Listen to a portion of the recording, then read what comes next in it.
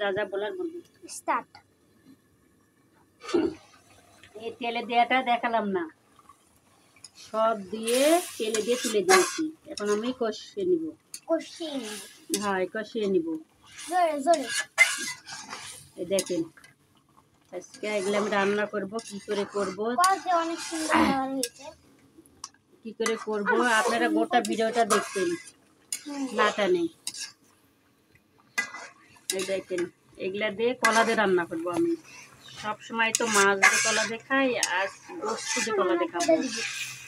কোনটা? ওটা ওটা না, ওটা দেখো দেখো, ওটা দেখো। যাই হোক দিব অনেক না, খাওয়ার সময় দিব এরকম। ওই দুধে রান্না আর ওটা আমি দেখো। আর একটু ভাজতে হবে। এই যে আমাদের কষাটা হয়ে গেছে, এই দেখেন। এবার কলা ঢেলে দিবা না? হ্যাঁ, এই যে এবারে কলা সুন্দর হয়নি মাঝে না কষাটা? দারুণ হয়েছে। এবার কর যদি কলা ঢেলে দিব। কলাটা এখন এর মধ্যে দিয়ে দিব, কলাই বেশি। এই যে খাতে মনে হয় দারুণ হবে।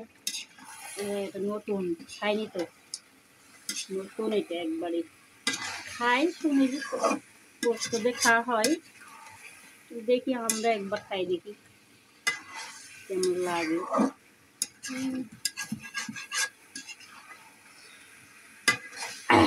এই দেখুন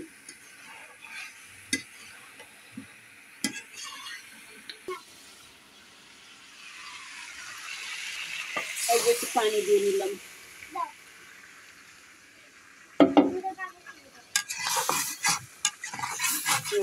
এই দিকে আমি একটু লাগিয়ে দিয়েছি, এমনি এমনি হয় না।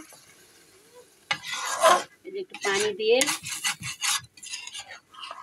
মাজা না, এটা সুন্দর করে না তুললে হবে না। তার সব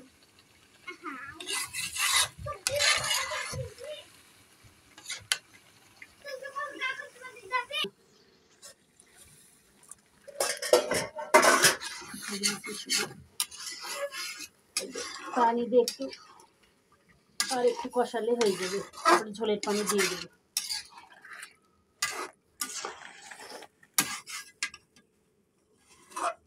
ঝোলের পানি দিয়ে দিই, আর অত কষাবো না। এদিক বেলা হয়ে গেছে,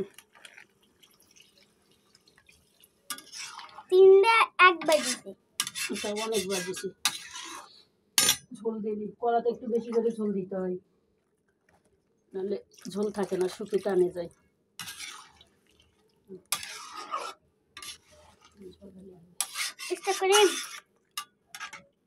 হ্যাঁ করো।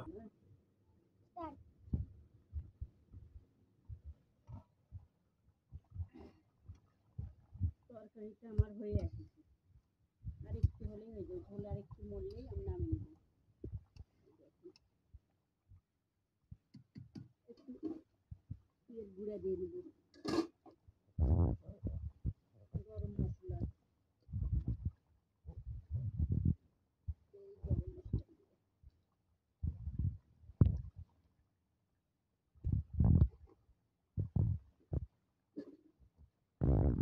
স্টার্ট।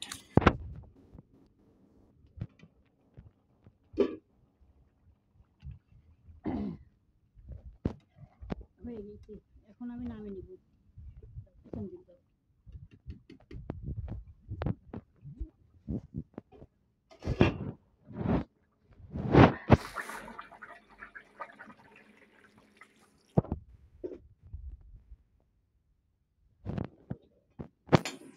এই দেখেন ঝোল লাগবে, কলার একটু ঝোল না হলে পরে চুষে নিবি। এই দেখেন এটা হয়ে গেছে। এই দেখেন কত সুন্দর কালার এসেছে।